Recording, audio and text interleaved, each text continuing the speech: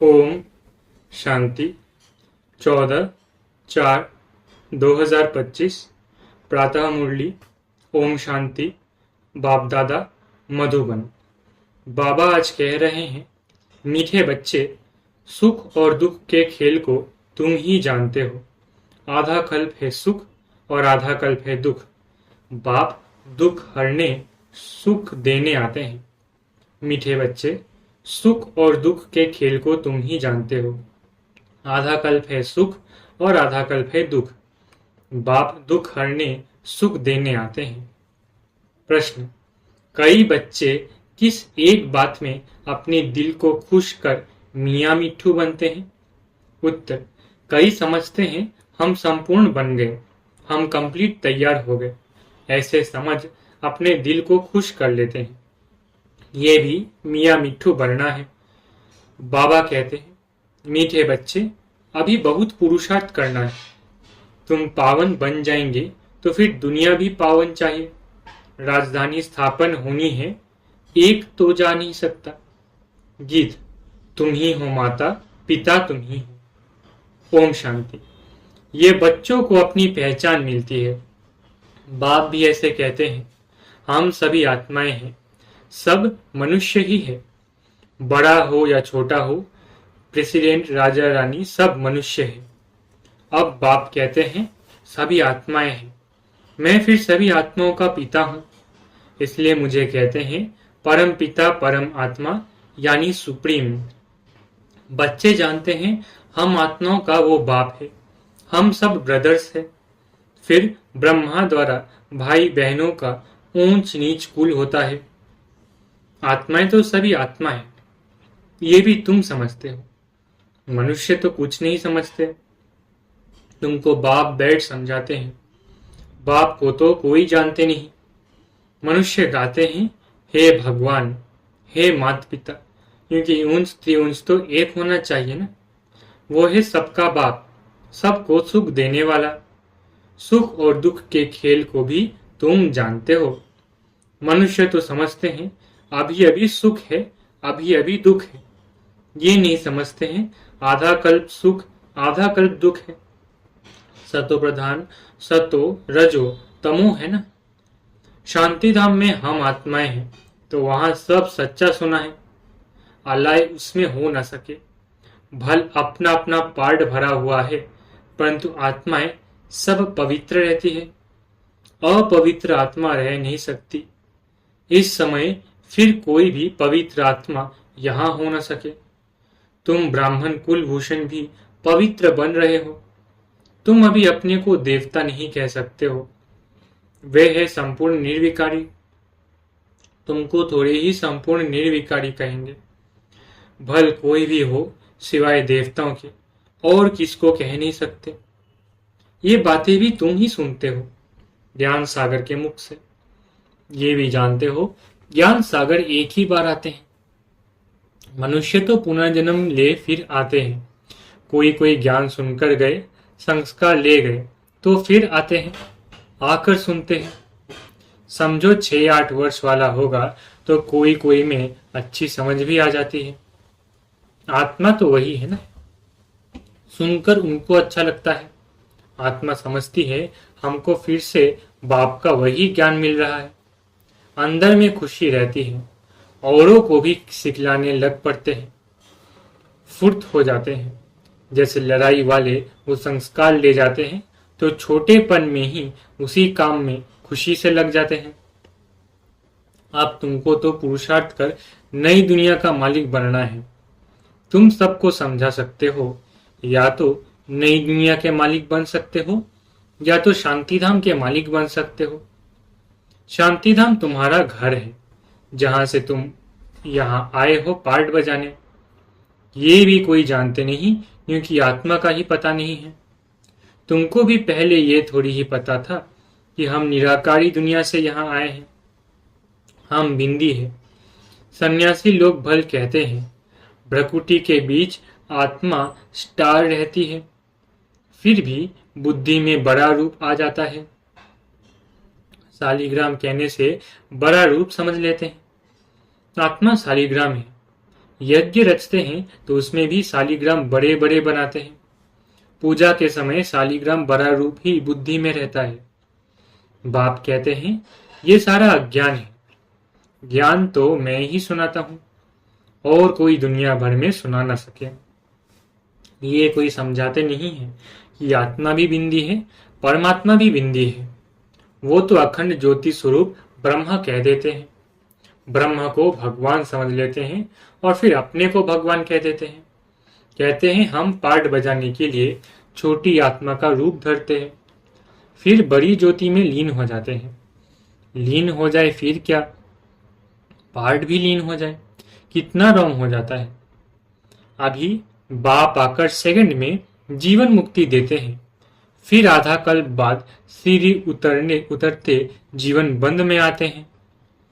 फिर बाप आकर जीवन मुक्त बनाते हैं, इसलिए उनको सर्व का सद्गति दाता कहा जाता है। तो जो पतित पावन बाप है उनको ही याद करना है। उनकी याद से ही तुम पावन बनेंगे, नहीं तो बन नहीं सकते। ऊंच से ऊंच एक ही बाप है। कई बच्चे समझते हैं हम संपूर्ण बन गए, हम कंप्लीट तैयार हो गए। ऐसे समझ अपनी दिल को खुश कर लेते हैं। ये भी मियाँ मिट्ठू बनना है। बाबा कहते हैं मीठे बच्चे, अभी बहुत पुरुषार्थ करना है। पावन बन जाएंगे तो फिर दुनिया भी पावन चाहिए। एक तो जा न सके। कोई कितनी भी कोशिश करे कि हम जल्दी कर्मातीत बन जाए, परंतु होगा नहीं। राजधानी स्थापन होनी है। भल कोई स्टूडेंट पढ़ाई में बहुत होशियार हो जाता है, परंतु इम्तिहान तो टाइम पर होगा ना। इम्तिहान तो जल्दी हो न सके। ये भी ऐसे है, जब समय होगा तब तुम्हारे पढ़ाई की रिजल्ट निकलेगी। इतना भी अच्छा पुरुषार्थ हो, ऐसे कह न सके हम कंप्लीट तैयार है। नहीं, 16 कला संपूर्ण कोई आत्मा भी बन नहीं सकती। बहुत पुरुषार्थ करना है। अपने दिल को सिर्फ खुश नहीं करना है कि हम संपूर्ण बन गए। नहीं, संपूर्ण बनना ही है अंत में।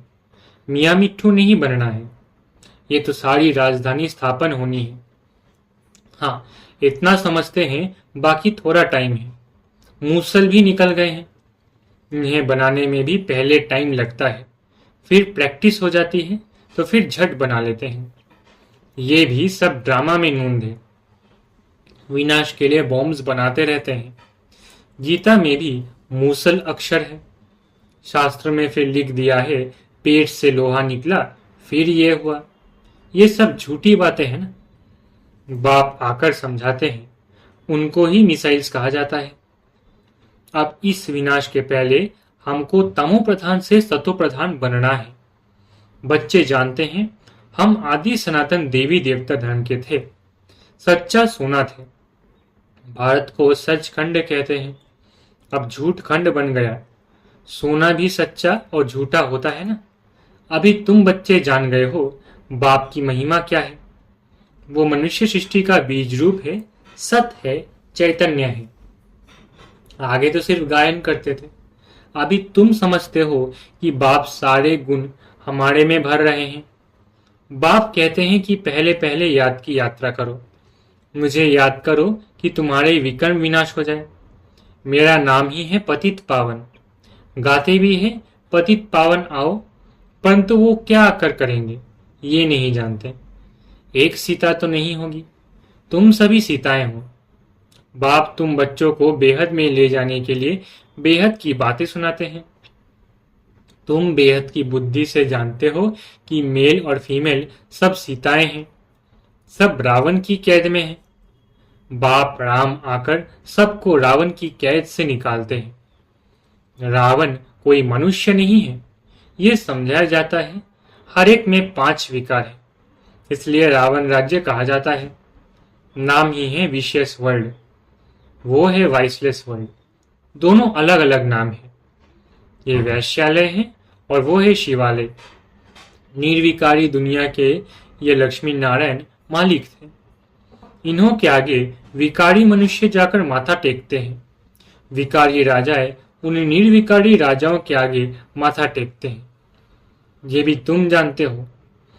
मनुष्यों को कल्प की आयु का ही पता नहीं, तो समझ कैसे सके कि रावण राज्य कब शुरू होता है। आधा आधा होना चाहिए ना। राम राज्य रावण राज्य कब से शुरू करे, मुंझारा कर दिया। अब बाप समझाते हैं, ये 5000 वर्ष का चक्र फिरता रहता है। अभी तुमको पता पड़ा है कि हम 84 का पार्ट बजाते हैं, फिर हम जाते हैं घर। सत्य त्रेता में भी पुनर्जन्म लेते हैं। वो है राम राज्य, फिर रावण राज्य में आना है। हार जीत का खेल है। तुम जीत पाते हो तो स्वर्ग के मालिक बनते हो, हार खाते हो तो नरक के मालिक बनते हो। स्वर्ग अलग है। कोई मरते हैं तो कहते हैं स्वर्ग पधारा। अभी तुम थोड़े ही कहेंगे, क्योंकि तुम जानते हो स्वर्ग कब होगा। वो तो कह देते ज्योति ज्योत समाया व निर्वाण गया। तुम कहेंगे ज्योति ज्योत तो कोई समा नहीं सकते। सर्व का सद्गतिदाता एक ही गाया जाता है। स्वर्ग सत्युग को कहा जाता है। अभी है नरक, भारत की ही बात है। बाकी ऊपर में कुछ नहीं है। दिलवारा मंदिर में ऊपर में स्वर्ग दिखाया है तो मनुष्य समझते हैं बरोबर ऊपर ही स्वर्ग है। अरे ऊपर छत में मनुष्य कैसे होंगे, बुद्धू ठहरे ना। अभी तुम क्लियर कर समझाते हो। तुम जानते हो यहां ही स्वर्गवासी थे, यहां ही फिर नरकवासी बनते हैं, अब फिर स्वर्गवासी बनना है। ये नॉलेज है ही नर से नारायण बनने की। कथा भी सत्यनारायण बनने की ही सुनाते हैं। राम सीता की कथा नहीं कहते। ये है नर से नारायण बनने की कथा। ऊंच से ऊंच पद लक्ष्मी नारायण का है। वो फिर भी 2 कला कम हो जाती है। पुरुषार्थ ऊंच पद पाने का किया जाता है, फिर अगर नहीं करते हैं तो जाकर चंद्रवंशी बनते हैं। भारतवासी पतित बनते हैं तो अपने धर्म को भूल जाते हैं। क्रिश्चियन भल सत्व से तमो प्रधान बने हैं, फिर भी क्रिश्चियन संप्रदाय के तो है ना। आदि सनातन देवी देवता संप्रदाय वाले तो अपने को हिंदू कह देते हैं। ये भी नहीं समझते कि हम असूल देवी देवता धर्म के हैं। वंडर है ना। तुम पूछते हो हिंदू धर्म किसने स्थापन किया, तो मूंझ जाते हैं। देवताओं की पूजा करते हैं तो देवता धर्म के ठहरे ना, परंतु समझते नहीं। ये भी ड्रामा में नूंद है। तुम्हारी बुद्धि में सारी नॉलेज है। तुम जानते हो हम पहले सूर्यवंशी थे, फिर और धर्म आते हैं, हम पुनर्जन्म लेते आते हैं। तुम्हारे में भी कोई यथार्थ रीति जानते। स्कूल में भी कोई स्टूडेंट की बुद्धि में अच्छी रीति बैठता है, कोई की बुद्धि में कम बैठता है। यहाँ भी जो नापास होते हैं उनको क्षत्रिय कहा जाता है। चंद्रवंशी में चले जाते हैं। दो कला कम हो गई ना, संपूर्ण बन ना सके। तुम्हारी बुद्धि में अभी बेहद की हिस्ट्री ज्योग्राफी है। वो स्कूल में तो हद की हिस्ट्री ज्योग्राफी पढ़ते हैं। वो कोई मूल वतन सूक्ष्म वतन को थोड़ी ही जानते हैं। साधु संत आदि किसकी भी बुद्धि में नहीं है। तुम्हारी बुद्धि में है मूल वतन में आत्माएं रहती है। ये है स्थूल वतन। तुम्हारी बुद्धि में सारी नॉलेज है। ये सुदर्शन चक्रधारी सेना बैठी है। ये सेना बाप को और चक्र को याद करती है। तुम्हारी बुद्धि में ज्ञान है, बाकी कोई हथियार आदि नहीं है। ज्ञान से स्व का दर्शन हुआ। बाप रचयिता का और रचना के आदि मध्यांत का ज्ञान देते हैं। अब बाप का फरमान है कि रचयिता को याद करो तो विकर्म विनाश होंगे।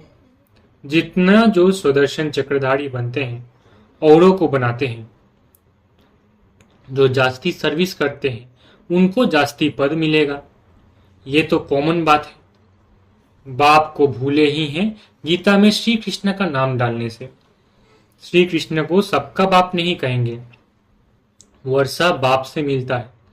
पतित पावन बाप को कहा जाता है। वो जब आए तब हम वापिस शांति धाम में जाए। मनुष्य मुक्ति के लिए कितना माथा मारते हैं, तुम कितना सहज समझाते हो।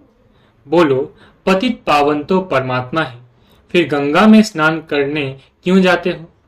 गंगा के कंठे पर जाकर बैठते हैं कि वहां ही हम मरे। पहले बंगाल में जब कोई मरने पर होते थे तो गंगा में जाकर हरि बोल करते थे।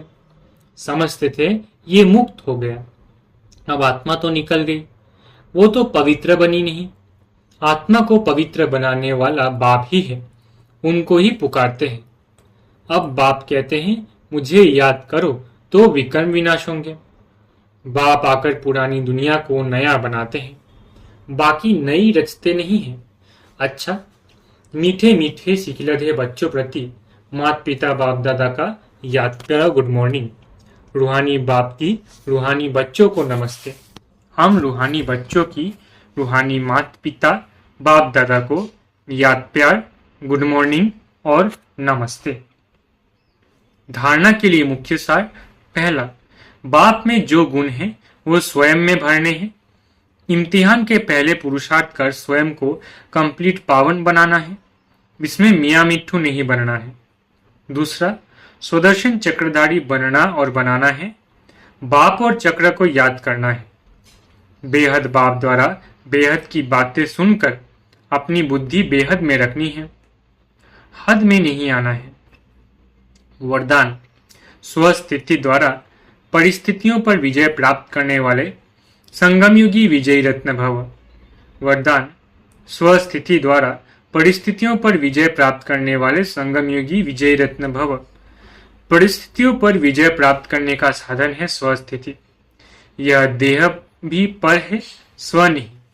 स्वस्थिति व स्वधर्म सदा सुख का अनुभव कराता है और प्रकृति धर्म अर्थात पर धर्म या देह की स्मृति किसी न किसी प्रकार के दुख का अनुभव कराती है। तो जो सदा स्वस्थिति में रहता है वो सदा सुख का अनुभव करता है। उसके पास दुख की लहर आ नहीं सकती। वो संगम युगी विजयी रत्न बन जाते। स्लोगन: परिवर्तन शक्ति द्वारा व्यर्थ संकल्पों के बहाव का फोर्स समाप्त करो। स्लोगन: परिवर्तन शक्ति द्वारा व्यर्थ संकल्पों के बहाव का फोर्स समाप्त करो। अव्यक्त इशारे: कंबाइंड रूप की स्मृति से सदा विजयी बनो। लोग कहते हैं जिधर देखते हैं उधर तू ही तू है, और हम कहते हैं कि हम जो करते हैं जहां जाते बाप साथ ही है, अर्थात तू ही तू है।